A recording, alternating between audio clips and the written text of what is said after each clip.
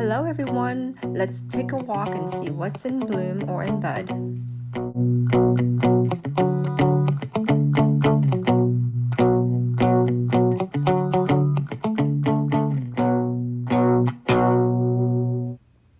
Hi there, welcome back to my channel. I would like to thank you so much for all your support in subscribing, commenting, and the many likes as well. And I also want to thank you so much for joining me on this video. Well, there is a lot going on with the orchids lately because of the fall weather, and we have a drop in temperature with the daytimes in the upper 80s and the night times down to the mid 60s. So that helps quite a bit, stress relief from all the heat that we've been getting. And oddly enough, I'm getting a lot of new growth this fall. And I don't remember this many in the past, but maybe I never took notice much before. Well, let's get started with what's in bloom, and we're going to start with this little mini dendrobium.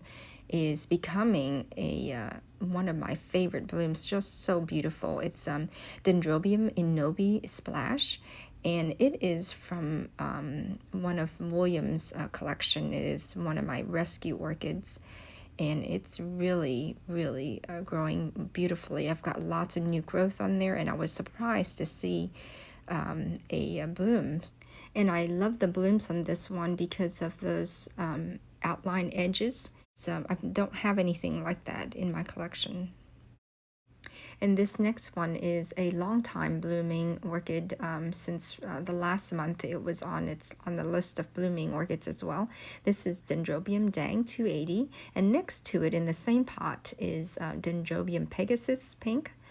And I've got a third one in this pot, and it is in spike too. And we'll see that blooming hopefully in a couple of weeks or so.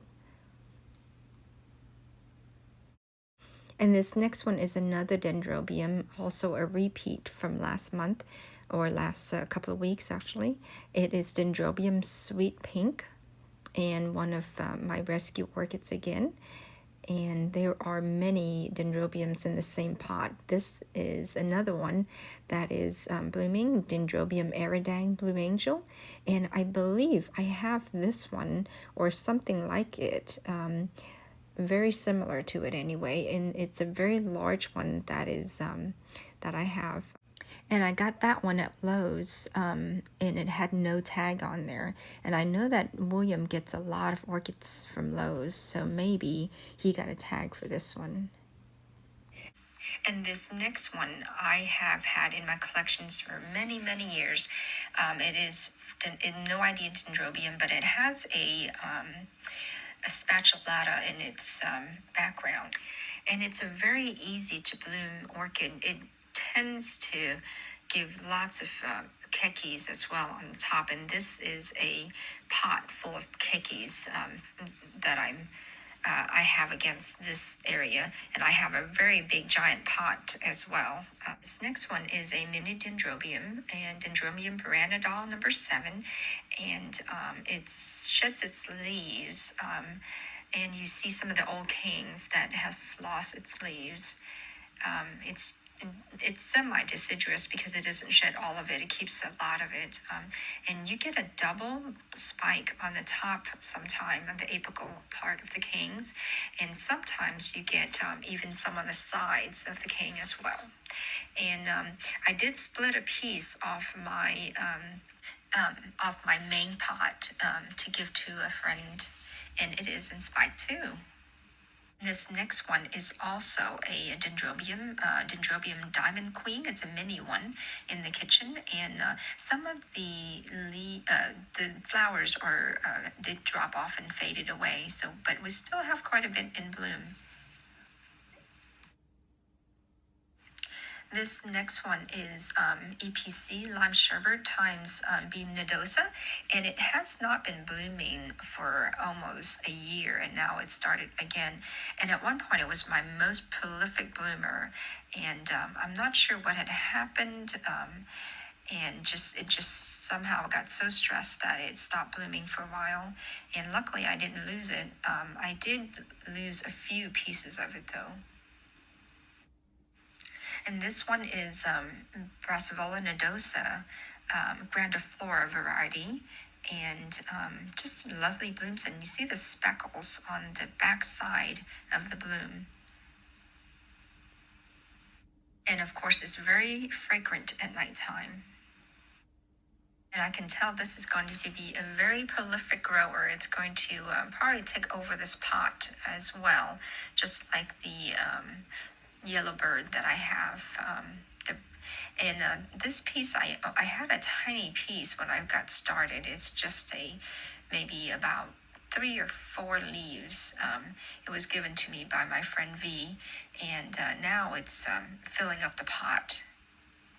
And this one is BC Hippodamia, which is a cross between the B. Nodosa and the CALiMAGic, and basically you've got 2 very powerful smelling orchids put into this little orchid. And I remember last year when I got this orchid, it had just 1 bud in it, and now I've got 5 buds, 1 tiny one in the middle if it's going to develop. But we'll see. But I remember this thing it packs a punch. It's like a whole bouquet of flowers in 1 tiny bloom. If you've had an eclandier before, you know that it can really be powerful. And this next one is BLC Marie's Glory, a very beautiful bloom. I can't wait to capture the blooms for you in the next couple of weeks. The next one is a BC Chia Lin New City, and it's got 2 buds developing right there, and part of the bud is already starting to tint and get dark red.